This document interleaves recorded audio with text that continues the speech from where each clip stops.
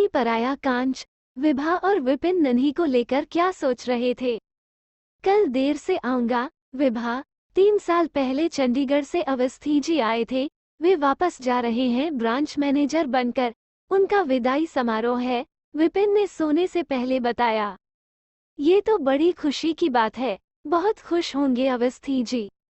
हाँ, खुश भी और परेशान भी, विभा ने भवें चढ़ाई। परेशान क्यों?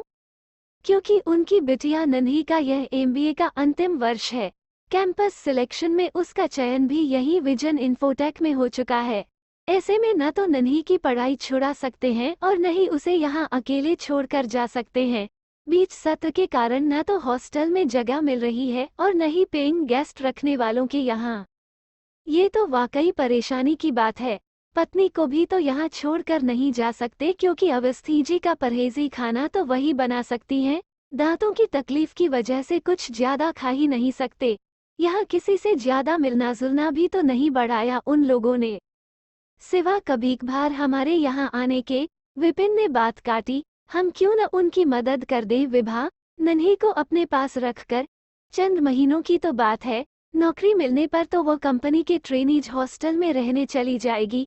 बच्चे तो यहाँ है नहीं, सो दोनों के कमरे भी खाली हैं, घर में रौनक भी हो जाएगी। वो सब तो ठीक है, लेकिन जवान लड़की की हिफाजत कांच की तरह करनी होती है। जरा सी लापरवाही से पराया कांच तड़क गया तो खरोंचे तो हमें ही लगेंगी न। न बाबा न, मैं बेकार में लहूलुहान नहीं होने वाली, विभा ने सपाट स्वर में कहा। विपिन चुप हो गया, लेकिन विभा सोचने लगी कि बात तो विपिन ने सही कही थी। निखिल रहता तो उनके साथ ही था, मगर फिलहाल किसी ट्रेनिंग पर साल भर के लिए विदेश गया हुआ था। नेहा को ग्रेजुएशन के बाद वो मामा मामी के पास दिल्ली घुमाने ले गई थी, लेकिन नेहा को दिल्ली इतनी पसंद आई कि उसने वही मार्केटिंग का कोर्स ज्वाइन कर लिया, फिर वही नौकरी भी करने लगी। पहले तो मामा मामी ने उसकी बहुत तरफदारी की थी, लेकिन कुछ महीने पहले लगा कि वे लोग नेहा के वहाँ रहने से खुश नहीं हैं। फिर अचानक सब ठीक हो गया और फिलहाल तो नेहा के वापस आने के आसार नहीं थे। ऐसे में नन्ही के आने से सूने घर में रौनक तो जरूर हो जाएगी, लेकिन बेकार में जिम्मेदारी की टेंशन बढ़ेगी। तुम एक रोज नन्ही की तारीफ कर रही थी न विभा की वो सिवा अपनी पढ़ाई के कुछ और सोचती ही नहीं है, तो फिर ऐसी बच्ची को कुछ अरसे के लिए अपने यहाँ आश्रय देने में तुम हिचक क्यों रही हो? उसे इंस्टीट्यूट ले जाने और वहाँ से लाने का इंतजाम अवस्थी कर देगा। तुम्हें बस उसके रहने खाने का ख्याल रखना है। बाहर वह क्या करती है, ये हमारी जिम्मेदारी नहीं होगी। यह मैंने अवस्थी से साफ कह दिया है। विपिन ने अगले रोज फिर बात छेड़ी। मुझसे अवस्थी की परेशानी देखी नहीं गई। अब जब आपने कह ही दिया है तो मेरे कहने के लिए रह ही क्या गया? विभा हंसी। कल नेहा की एक अलमारी खाली कर दूंगी नन्ही के लिए। विपिन को डर था कि नन्ही के आने पर घर का वातावरण असहज हो जाएगा, लेकिन ऐसा कुछ नहीं हुआ। पहले रोज से ही नन्ही और विभा में अच्छा तालमेल हो गया। मना करने पर भी नन्ही रसोई में हाथ बटाती थी, कुछ देर उनके साथ टीवी भी देखती थी। छुट्टी के रोज उनके साथ घूमने भी चली जाती थी, लेकिन न तो कोई उससे मिलने आता था और न ही वो कहीं जाती थी। उसका मोबाइल जरूर जब तक बजता रहता था, लेकिन नन्ही ज्यादा देर बात नहीं करती थी, जिससे विभा को चिंता करनी पड़े। सब ठीक ही चल रहा था कि नन्ही की परीक्षा शुरू होने से कुछ रोज पहले अचानक नेहा आ गई। मैंने यहाँ अपना ट्रांसफर करवा लिया है, नेहा ने उत्साह से बताया। दिल भर गया दिल्ली से, अब यहीं रहूंगी आपके साथ। मगर आप खुश होने के बजाय इतनी सकपकाई सी क्यों लग रही हैं, मम्मी? विभा ने धीरे से नन्ही के बारे में बताया। उसका सामान निखिल के कमरे में रखवा कर तेरा कमरा खाली करवा देती हूँ। वो अब तक मेरे कमरे में एडजस्ट कर चुकी होगी मम्मी, उसे कमरा बदलवा कर डिस्टर्ब मत करो। मैं निखिल के कमरे में रह लूंगी, रात को आकर सोना ही तो है। रात को ही क्यों? विभा ने चौंक कर पूछा। क्योंकि मैं देर तक और छुट्टी के रोज भी काम करती हूँ। अभी भी ऑफिस जाना है, शाम को कब तक लौटूंगी कह नहीं सकती, कहकर नेहा चली गई। विभा को नेहा कुछ बदली सी तो लगी, पर उसने इसे नौकरी से जुड़ी व्यस्तता समझकर टाल दिया। शाम को नेहा जल्दी ही लौट आई। तब तक नन्ही उसका कमरा खाली कर चुकी थी। वो कहने लगी कि मुझे तो कुछ कपड़े और किताबें ही उठानी हैं, दीदी का तो पूरा सामान उनके कमरे में है, सो मैं ही दूसरे कमरे में चली जाती हूँ। विभा ने सफाई दी। परिचय के बाद कुछ बात तो करनी ही थी, सो नेहा ने नन्ही से उसकी पढ़ाई के बारे में पूछा। ये सुनकर कि उसने एमकॉम तक की पढ़ाई चंडीगढ़ में की थी, नेहा चहकी, तब तो तुम जगत सिंह चौधरी को जानती होगी? ओह, जग्गी सिंह, बड़ी अच्छी तरह जानती हूँ। तुम्हारे क्लास फेलो थे? हाँ, क्लास फेलो भी, सीनियर भी और फिर जूनियर भी। नन्ही खिलखिला कर हंसी। असल में उसने बीकॉम सेकंड ईयर में 3 साल लगाए थे, लेकिन फिर फाइनल और मार्केटिंग डिप्लोमा में फर्स्ट क्लास लाकर पूरी कसर निकाल दी। हाँ, सुना तो था। आप कैसे जानती हैं जग्गी को? नन्ही ने पूछा। जेएस चौधरी हमारी कंपनी में डिप्टी सेल्स मैनेजर हैं, मैनेजमेंट के ब्लू आइड बॉय। जिस इलाके में बिक्री कम होती है, चौधरी साहब को भेज दिया जाता है। यहाँ की ब्रांच तो बंद ही होने वाली थी, लेकिन चौधरी साहब की जिद पर उन्हें यहाँ भेजा गया और वे आज बड़ौदा में नया शोरूम खुलवाने गए हुए हैं। नेहा के स्वर में गर्व था। मार्केटिंग में लच्छेदार बातों वाला आदमी चाहिए और बातों की जलेबियां तलने में तो जग्गी लाजवाब है। तुम इतनी अच्छी तरह कैसे जानती हो उन्हें? चंडीगढ़ में हमारी और उसकी कोठी एक ही सेक्टर में है। दोनों के परिवारों में तो मिलना जुलना है, लेकिन मम्मी पापा को हम भाई बहन का जग्गी से मेलजोल पसंद नहीं था। लेकिन अब तो तुम्हें उनसे मिलना ही होगा, मेरी खातिर। मैं दिल्ली से आई ही उनके लिए हूँ, और सच बताऊँ तो वे भी मेरे लिए ही यहाँ आए हैं, क्योंकि दिल्ली में मामी को हमारा मिलना जुलना खटकने लगा था, सो हमने वहाँ से हटना ही बेहतर समझा। कहकर नेहा ने विभा को पुकारा। मम्मी, नन्ही मेरे बॉस के परिवार को जानती है, सो मैं सोच रही हूँ कि इससे मिलने के बहाने चौधरी साहब को एक रोज घर बुला लूँ। बॉस से अच्छे ताल्लुकात बहुत काम आते हैं। ठीक है, पापा से पूछकर किसी छुट्टी के दिन बुला लेना, विभा बोली। नेहा की नन्ही से खूब पटने लगी। एक रोज नेहा का फोन आया कि अधिक काम होने के कारण वो देर से आएगी, खाने पर उसका इंतजार न करें, नहीं फिक्र, वो ऑफिस की गाड़ी में आ जाएगी। नेहा 10 बजे के बाद आई।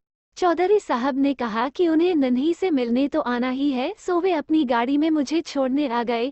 नेहा ने विभा व विपिन के कमरे में आकर कहा। विपिन ने अपने कपड़े देखे। ठीक है, या बदलूं? आप लोगों को बाहर आने की जरूरत नहीं है, अभी तो वे नन्ही का हालचाल पूछ कर चले जाएंगे। और फिर अक्सर चौधरी साहब नेहा को छोड़ने और नन्ही को हेलो कहने आने लगे। विभा को ये सब ठीक तो नहीं लगा, लेकिन नेहा ने उसे ये कहकर चुप कर दिया कि नन्ही के पड़ोसी हैं और उनके पापा चंडीगढ़ में अवस्थी अंकल की गैरहाजिरी में उनकी कोठी और माली वगैरह पर नजर रखते हैं। हालांकि नन्ही ने उससे ऐसा कुछ नहीं कहा था। विभा ने नन्ही को कुछ दिन पहले फोन पर कहते सुना था कि उसे किसी चंडीगढ़ वाले से मिलने की फुर्सत नहीं है। नन्ही आजकल पढ़ाई में बहुत व्यस्त रहती थी, सो विभा ने उससे इस विषय में कुछ नहीं पूछा। वैसे भी चौधरी कुछ मिनट ही रुकता था। परीक्षा के दौरान नन्ही ने कहा कि वह रात का खाना 7 बजे खाकर कुछ घंटे लगातार पढ़ाई करेगी। खाना तो 7 बजे ही खा लोगी, लेकिन चौधरी जो हेलो करने के बहाने खलल डालेगा, उसका क्या करोगी? विभा हंसी। मैं कहना तो नहीं चाहती थी आंटी, लेकिन चौधरी मुझे हेलो कहने के बहाने नेहा दीदी को छोड़ने आता है। मेरे कमरे में तो उसने पहले दिन के बाद झांका भी नहीं। पहले रोज जब दीदी आपके कमरे में गई थी तो मैंने उससे कहा था कि तुम ही होने वाले सास ससुर के कमरे में जाकर उनके पैर छू आओ, तो उसने बताया कि सास ससुर तो मम्मी ही पसंद करेगी, शादी तो उनकी सुझाई लड़की से ही करनी है, यहाँ तो वह महज टाइम पास कर रहा है। मैंने कहा कि अगर उसने नेहा दीदी के साथ कुछ गलत किया तो मैं उसकी मम्मी को ही नहीं, चंडीगढ़ में सारे पड़ोस को उसकी करतूत बता दूंगी। चौधरी ने कहा कि ऐसा कुछ नहीं होगा, और वैसे भी नेहा की शर्त है कि जब तक मैं उसके पापा से शादी की बात नहीं करूंगा वह मुझे हाथ भी नहीं लगाने देगी। शाम गुजारने के लिए उसके साथ कहीं बैठकर गपशप कर लेता हूँ और कुछ नहीं। और तुमने उसकी बात मान ली? विभा ने बात काटी। तुम्हारा फर्ज नहीं बनता था कि तुम मुझे बताती ये सब? नेहा दीदी ने पहले दिन ही यह शर्त रख दी थी कि अगर घर में रहना है तो जैसा वे कहेंगी वैसा ही करना होगा। उनमें और चौधरी में फिलहाल रिश्ता घूमने फिरने तक ही सीमित है, सो मैं चुप ही रही। नन्ही ने सिर झुका कर कहा, मैं ये सोचकर चुप रह गई थी कि कुछ दिनों की ही तो बात है, जाने से पहले चौधरी की असलियत दीदी को जरूर बता दूंगी। मगर तब तक बहुत देर हो जाएगी। विपिन के एक दोस्त का लड़का लंदन से आया हुआ है। उसने नेहा का रिश्ता मांगा है, लेकिन नेहा उस लड़के से मिलने को तैयार ही नहीं हो रही और वह तो कुछ रोज में वापस चला जाएगा। विभा ने हताश स्वर में कहा। ऐसी बात है आंटी, तो मैं कल जग्गी से मिलकर कहूंगी कि वो फौरन नेहा दीदी को अपनी असलियत बता दे। जैसे वो तेरी बात मान लेगा। विभा के स्वर में व्यंग्य था। माननी पड़ेगी आंटी। जग्गी की शादी चंडीगढ़ के एक उद्योगपति की बेटी पिंकी से लगभग तय हो गई है। तगड़े दहेज के अलावा जग्गी को उनके बिजनेस में भागीदारी भी मिलेगी। पिंकी मेरी सहेली है, उसी ने मुझे फोन पर बताया ये सब। अब मैं जग्गी को धमकी दे सकती हूँ कि तुरंत दीदी की जिंदगी से बाहर निकले, वरना मैं पिंकी को बता दूंगी कि वो यहाँ क्या कर रहा है। इस सब में तेरी पढ़ाई का हर्ज होगा। नन्ही, पढ़ाई तो जितनी हो सकती थी हो चुकी है आंटी, फिर इस सब में ज्यादा समय नहीं लगेगा। आप बेफिक्र रहिए, मैं सब संभाल लूंगी, नन्ही ने आश्वासन दिया। नन्ही रोज दोपहर को घर आ जाती थी, लेकिन उस दिन वह देर शाम तक नहीं लौटी। विभा ने उसके मोबाइल पर फोन किया। मैं ठीक हूँ आंटी, आने में हो सकता है कुछ देर और हो जाए, नन्ही ने थके स्वर में कहा। तू है कहाँ? मैं जग्गी यानी चौधरी के फ्लैट के बाहर बैठकर उसका इंतजार कर रही हूँ। वो बड़ी देर से बस अभी आया कह रहा है। अब मैंने उससे कहा है कि आधे घंटे में नहीं आया तो मैं पिंकी को फोन पर जो जी चाहेगा बता दूंगी। तुझे उसके फ्लैट पर अकेले नहीं जाना चाहिए नन्ही। किसी कॉफी शॉप में मिलने से घर पर मिलना बेहतर है आंटी। ऑफिस में मिलने पर नेहा दीदी को पता चल जाता। आप बेफिक्र रहिए, जग्गी मुझसे बदतमीजी करने की हिम्मत नहीं करेगा। लेकिन तेरी पढ़ाई कितनी खराब हो रही है नन्ही।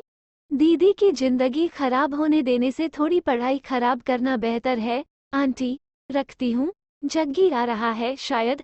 नन्ही नेहा के आने के बाद आई। विभा उससे कुछ पूछ नहीं सकी। अगली सुबह उसका पेपर था, वो जल्दी चली गई। दोपहर को नन्ही के लौटने से पहले विपिन अचानक घर आ गया। तुम्हारे लिए एक खुशखबरी है विभा, नेहा अश्विन के बेटे से मिलने को तैयार हो गई है। उसने मुझे ऑफिस में अभी फोन करके ये बताया। तुम बताओ कब बुलाऊं उन लोगों को? कभी भी बुला लो, इसमें पूछने की क्या बात है।